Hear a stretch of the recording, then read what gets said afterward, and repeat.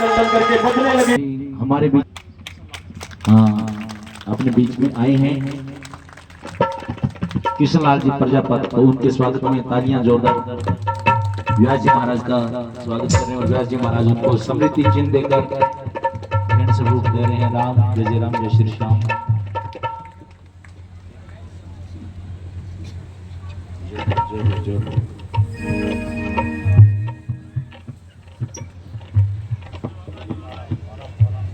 बोली भागवत महापुराण की, भक्त वत्सल भगवान की। अब महाराज भगवान कृष्ण बोली वृंदावन बिहारी लाल की, ताली बजाकर स्वागत कीजिएगा। चंद्रावली मानी नहीं तो भगवान थोड़ी देर में फिर छोटा सा मुंह बना कर कहते चंद्रावली पकड़ ले। अब महाराज भगवान चंद्रावली को दया आ गई भगवान पर। चंद्रावली ने सोचा हाथ दुखने लग गया होगा। चंद्रावली कहती अच्छा अच्छा ठीक है ला दूसरा वाला हाथ ला। अब महाराज भगवान ने दूसरा हाथ तो दिया नहीं और भगवान ने अपने हाथ की जगह पीछे मनसुखा देवर चल रहा था उसका हाथ पकड़ा दिया।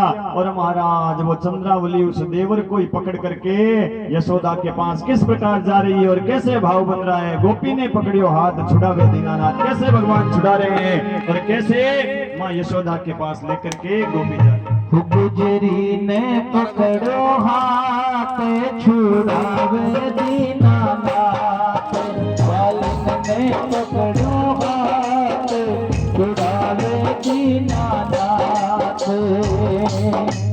गुजरी ने पकड़ो हाथ छुड़ावे दीनानाथ।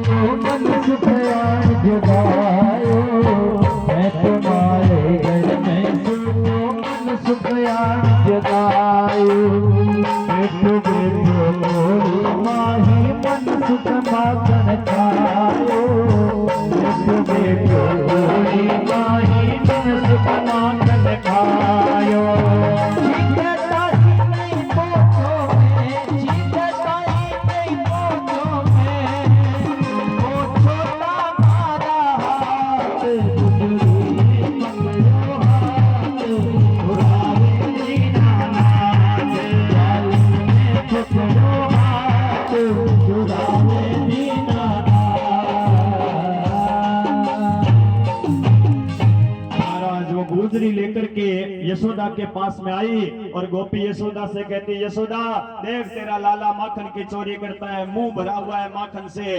गोपी को यशोदा कहती है अरे गोपी बावरी हो गई है, अरे ठीक से देख तो सही किसको पकड़ कर लाई है, दाढ़ी वाला निकला है। और महाराज मेरा कन्हैया तो ये रहा, देखो ये रहा, देख ये यहाँ से आ गया है। महाराज भगवान ऐसी सुंदर सुंदर लीलाएं करते हैं। वो गोपी चली गई और भगवान ने अपने ग्वाल वालों से कहा अरे भाई चंद्रावली ने मेरे साथ ठीक नहीं किया है, आज तो चलो वापस चंद्रावली के घर चलते हैं, आज मटकियां फोड़ करके आएंगे, चंद्रावली के घर का सारा माखन बिखेर करके आएंगे। और दूसरे दिन वापस सारे ग्वाल बाल आए हैं और कैसे मटकियां फोड़ रहे हैं। और महाराज कैसे काना कांकरिया मार करके मटकियां फोड़ फोड़ करके गोपी के घर को माखन से भरने आई है भाव के साथ में। बड़ी सुंदर झांकी का दर्शन करते हो। काना कांकरिया अरे काना कांकरिया मत मार रे मटकियां टूट जावेगी, काना कांकरिया मत मार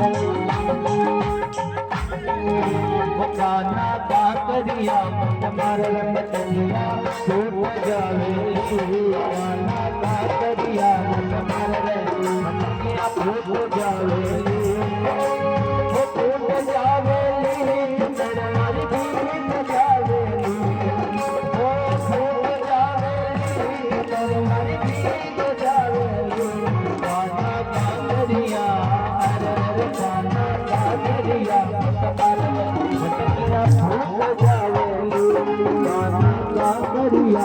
कमर मटकिया उठ जावेली।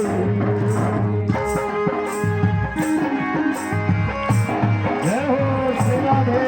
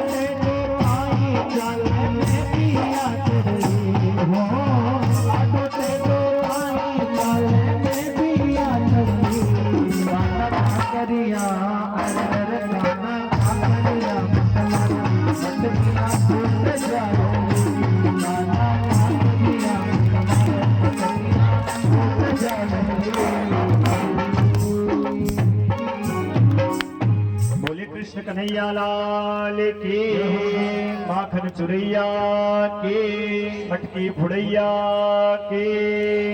महाराज भैया अभी तक माखन निकला नहीं है, थोड़ा समय लगेगा, रुक जा। भगवान जिद करने लगे, मैया मोहे तो अभी के अभी माखन चाहिए। यशोदा कहती है बाहर आ, तुझे चंदा दिखाती है। अब महाराज माखन को तो भूल गए, भगवान कहने लगे मोहे चंदा चाहिए, चंदा ला करके दे। अब महाराज मैया कहती है परेशान कर रखा है, कभी माखन मांगे कभी चंदा मांगे। कन्हैया एक काम कर, तुझे ना माखन वाखन को छोड़, मैं तुझे माखन से भी मीठी और चंदा से भी सुंदर एक छोटी सी बहू ला करके दे दूंगी। अब महाराज बहू का नाम लिया तो भगवान शर्माने लगे, छोटे से कन्हैया, और शर्माते शर्माते कहते हैं मैया अब तो नाम हो तुम बहू ही ला करके दे दे। यशोदा हंसने लगी। यशोदा कहती है दारी के मुंह धोए को तो तुझे आवे नहीं और बहू और चाहिए तुझे, तो जानता भी है बहू कितनी बड़ी हुए।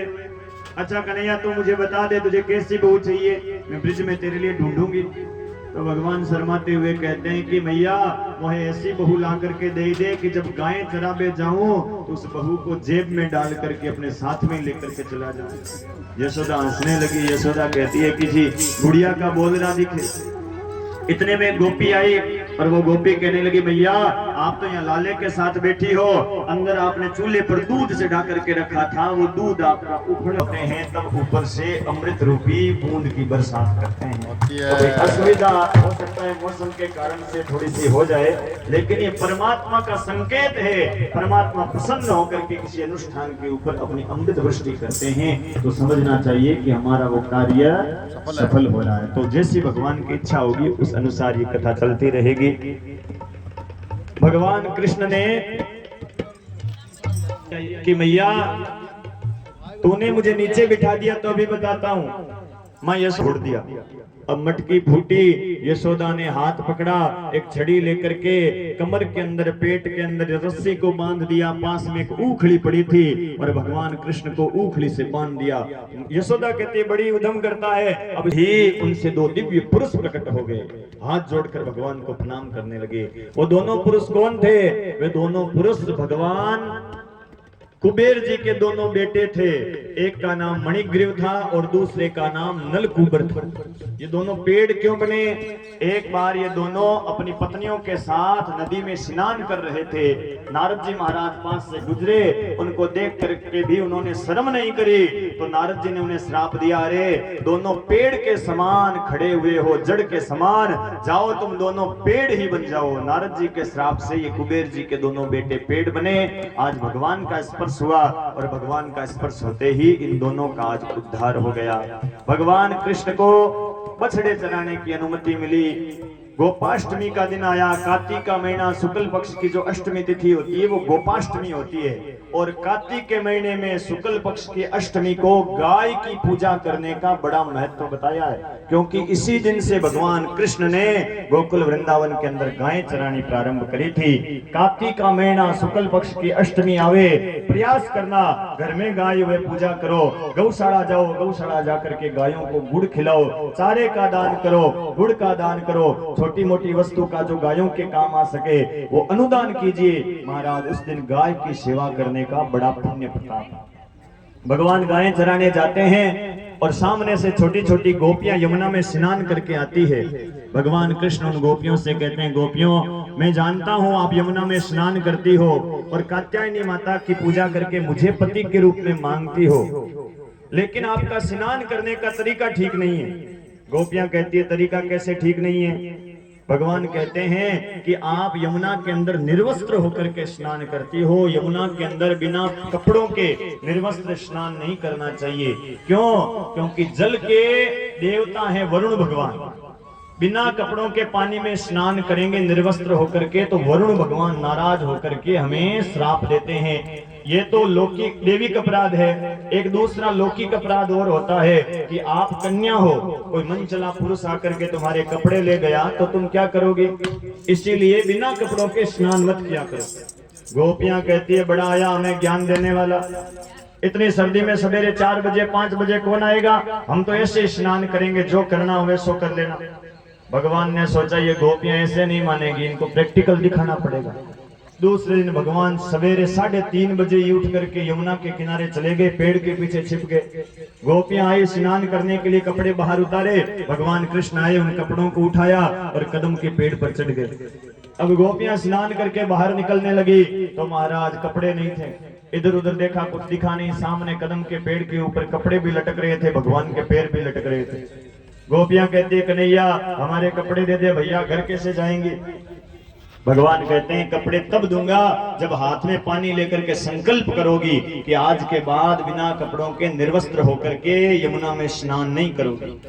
गोपियों ने पानी लिया हाथ में, संकल्प लिया, कन्हैया गलती हो गई भैया, आज के बाद कभी भी निर्वस्त्र होकर स्नान नहीं करेंगी। और भगवान ने उन्हें कपड़े वापस दे दिए। देखो इस लीला का नाम है चीर हरण की लीला।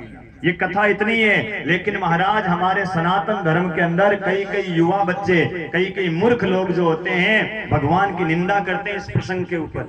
कई लोग आपको कहते हुए मिल जाएंगे कि आप उस कृष्ण की पूजा करते हो। अरे उस कृष्ण ने तो नहाती हुई गोपियों के कपड़े चोरी किए थे। नहाती हुई स्त्री के कपड़े चोरी करना कोई अच्छा काम तो है नहीं, लेकिन उनको आज तक किसी ने या तो बताया नहीं होगा या ठीक से शास्त्रों को पढ़ा नहीं होगा। भगवान कृष्ण ने ये तो महाराज जिस समय लीला करी थी ना, उस समय भगवान की उम्र थी 4 साल की। भगवान कृष्ण 4 साल के थे और महाराज ये तो चित्रकारों ने बड़ी बड़ी गोपियां स्त्रियां बड़ी बड़ी चित्रों में कोर करके बता दिए। भागवत में कहीं भी ऐसा नहीं लिखा है कि भगवान कृष्ण ने गोपियों के वस्त्र चुराए, बल्कि भागवत में ये लिखा है कि भगवान ने गोपियों के नहीं बल्कि गोप कन्याओं के वस्त्र चुराए। आप कहोगे महाराज इसमें क्या अंतर है, गोपियों के चुरावे या गोप कन्याओं के चुरावे? बात तो वही है ना। बात वो नहीं है, थोड़ा सा समझना इस कथा को। कोई हमारे धर्म की निंदा करे तो उसको ये बात बताना, कन्या किसका नाम है? भागवत में गोपी नाम नहीं है, भागवत में है गोप कन्याओं के वस्त्र चुराए। और कन्या किसको कहते हैं समझना थोड़ा सा। अभी नवरात्र गए हैं और आप सब नवरात्रों के अंदर अपने अपने घरों में कन्याओं को भोजन जिमाते होंगे। कितने साल की कन्या को जिमाते हो? 25 साल की, 30 साल की, 35? कितने साल की कन्या को जिमाते हो?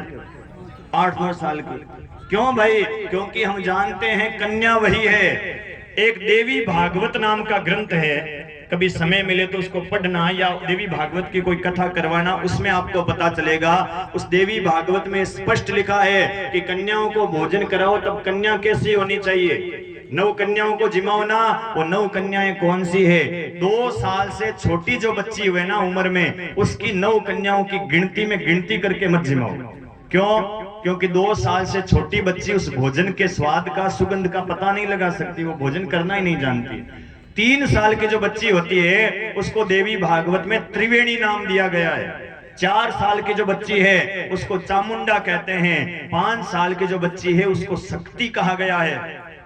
6 साल की जो बच्ची है उसको दुर्गा नाम दिया गया है। 7 साल की जो बच्ची है उसको सप्तसती कहते हैं। 8 साल की जो बच्ची है उसको अष्टभुजा कहते हैं। 9 साल की बच्ची का नाम नव दुर्गा होता है। 10 साल की बच्ची का नाम भवानी कहा गया है। 11 साल की बच्ची का नाम रोहिणी होता है। 12 साल की बच्ची का नाम कन्या होता है। और 12 और 13वें वर्ष तक वो बच्ची कन्या रहती है। थोड़ा सा समझना। और 13वें वर्ष में वो बच्ची प्रवेश करती है और पहली बार जब रजस्वला होती है, रजस्वला होने के बाद वो बच्ची कन्या नहीं रहती बल्कि स्त्री का रूप बनने के लायक हो जाती है।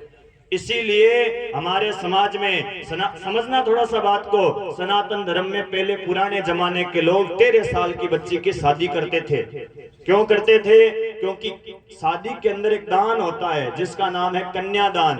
और कन्या किसका नाम है? अभी मैंने बताया, जो 13 साल से छोटी है उसी का नाम कन्या है। इसीलिए हम लोग 13 साल की बच्ची की शादी कर देते थे। आजकल भाई सरकार भी आदेश नहीं देती और महाराज बच्चियों के ध्यान में रखते हुए ये ठीक भी नहीं है। तो हम ब्राह्मण लोग जब 20-20, 25-25 साल की कन्याओं की शादी कराते हैं ना, तो बेटी के बाप से शादी प्रारंभ करने से पहले प्रायश्चित संकल्प कराते हैं।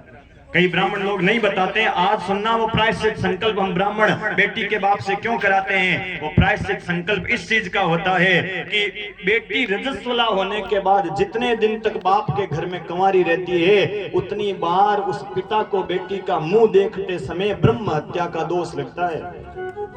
और उस ब्रह्म हत्या का प्रायश्चित करवाने के लिए हम ब्राह्मण शादी करवाते समय बेटी के बाप से प्रायश्चित संकल्प कराते हैं। ये क्यों?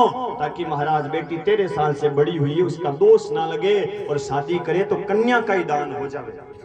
तो कन्या किसका नाम है समझना, जो 13 साल से छोटी है। और भागवत में लिखा है भगवान ने गोपियों के नहीं, गोप कन्याओं के वस्त्र चुराए। भगवान थे 4 साल के और वो गोपियां थी 3, 3.5, 4, 5 साल की बच्चियां थी। अब भाई 4-5 साल की बच्ची क्या जाने, बच्चे क्या जाने कपड़ा पहनना क्या होता है, खोलना क्या होता है। गांव के अंदर 2-3-4 साल तक बच्चे तो नंगे ही घूमते फिरते हैं, उन्हें शर्म थोड़ी आती है। तो कभी भी कोई ऐसी निंदा करे हमारे भगवान के सनातन धर्म की तो उनको कहना भैया पहले हमारे शास्त्रों को पढ़, ठीक से किसी गुरु के पास जाकर के पूछ कि भगवान ने ये लीला करी थी तब क्या हुआ था और भगवान ने किस प्रकार ये लीला करी थी। भगवान ने हम सबको ये संदेश देने के लिए ये लीला करी और कपड़े मांगे तो गोपियों को वापस दे दिए। भगवान गायें चरा करके आते हैं, छोटी छोटी गायों के बीच में छोटे से भगवान है। महाराज भगवान मुरली बजाते हैं, बछड़े पूंछ उठा करके भगवान की तरफ दौड़े दौड़े आते हैं।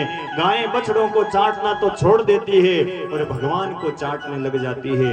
नंगे पांव भगवान जंगलों के अंदर गायें चरा रहे हैं। किस प्रकार भगवान गोचारण की लीला कर रहे हैं। छोटी छोटी गायें, छोटे छोटे बछड़े और महाराज उनके बीच में छोटे से मदन गोपाल किस प्रकार नाच रहे हैं और कैसे गोचारण की लीला भगवान कर रहे हैं। ये भाव के साथ छोटी छोटी मदन गोपाल सती प्यारो सो मेरो मदन गोपाल। छोटी छोटी नैया छोटे छोटे छोटी छोटी नैया छोटे छोटे छोटो सो प्यारो सो नाना सो